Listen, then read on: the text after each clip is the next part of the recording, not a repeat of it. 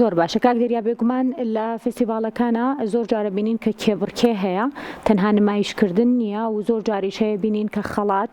بەسەر باشترینەکان و یەکەم و دۆمینەکانی شابینین بۆ باشترین فیلمە سیناریۆیە ئەکتەرەکانە لە دیداری ئەم جارەی فیلمی بێرمنکامە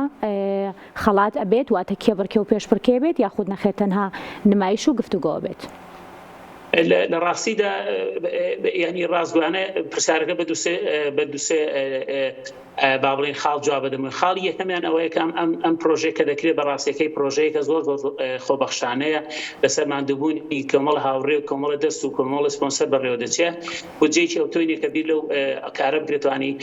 بۆیە ناومان لێناوە دیدار لەبەرەوەی کە ئەمە نە فیلم هەڵدەسنجێنی بڵێن فیلمە باشیان خراپەن وەنە خەڵاتی یەکەم و دووهەم و سێمیش دەدرێت بە هیچ فیلمێک تەنها دیدارێکە وەکو گوتم ئەمە دەواازەیەکە بۆی ئەو فیلمانەی کە زۆر باشن بڵێن لە کوردستاندا ناتوانرێت بەشداریان پێ بکریان بە شێوەیەکی گشتی خەڵک بتوانێت لە ڕێگای تێکتێکی کە بە شێوەیەکی زۆر گونجاو بە تکتی بە 15 پاوەند خەڵک دەتوانێت هەر کەسێک دەتوانێت تێکت بکرێت بڵێن بێ سەیری فیلمەکە بکە. ئێمە زیاتر ئامانجمان ئەوەیە بەڕاستیەکەی کە فیلمی کوردی سینەمای کوردی وە لە ئەو هەموو بیرۆکە جوانانەی کە با بڵێن ئەو معاناتنی کە بەسەر کورت هاتۆ کراونەتە بیرۆکە و بیرۆکان کراون بە فیلم پیشانی خەڵکی بدەین لەبەر ئەوە هیچ پێشبڕکەی هیچدانیان با بڵێن دیاریکردنی فیلمێکە بە یەکەم و دووهەم و سێهەمەوانە. زۆر باشە اینجا کوردانی تاراوگا تا چەند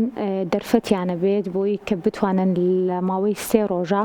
بەشێک لە فیلمە دیارەکان ببین. واتە پرسیارەکەم بەم شێوەیە بکەم کاک دەریا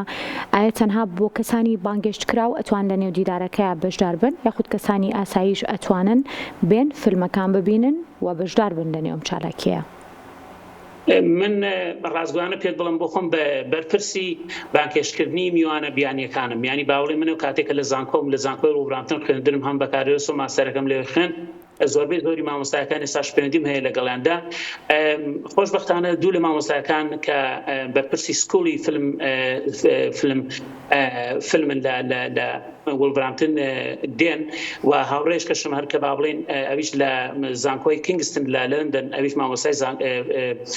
مامۆستای زانکۆی ئەویش هەردیە کۆمەڵی خەڵکی دیکەش دێن وە کاکدارە کۆمەڵی خەڵکی بان کردووە لازۆخان کۆمەڵی خەڵکی بیانیمان داوا کردو هەتا لە پەیوەندیدام لەگەڵ بەڕێز ریچارد پاکە کە محافظی با بڵێن پارێزگاری شاری بێرمەکامە کە دەمانێت قەناعەتی پێ بکەین بێ بەڵام بۆی کە بڵام پرسیارەکە دمەوەی کە ئەو تکتانە هەر کەسێک دەتوانێت تێکت بکڕێش دیارە کورسەکان مەحدودن ئێمە کۆمەڵی خەڵکی بیانیمان وەکو پێمتی بانکێش کردو و خۆشبەختانە خەڵکیی زۆر دێ و خەڵکی کوردی ژەمانی کە وەکو کەسایەتی با بڵێن وەکو هونەرمەند و ئەکتەر و شاعیر و با بڵێن هەمووانی کە لە بواری لە بەریتانیا دەژێن بانکێشمان کردن بەپێی توانە بەپێی پێویست بانکمان کردوون کە ئەمانە دێن بانکێش بە VIP دێنواتە ئەمانە تکتیان دەدرێت بەبێ بەرامبەر تەنها ئەوەی کە سەفەر دەکەن لە لەندەن و لە شاری شتروانی بەڵام ئەوەی کە دەمێنێتوانی مەسەلەن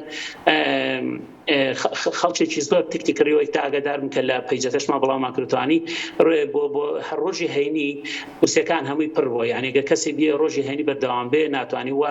مەسەلەن ئێشێک لەوانە مەسەلەن دەرهێنەر کەی بەهار ئامادە دەبێ و کۆمەڵی خەڵکی دیکەیت لەبێ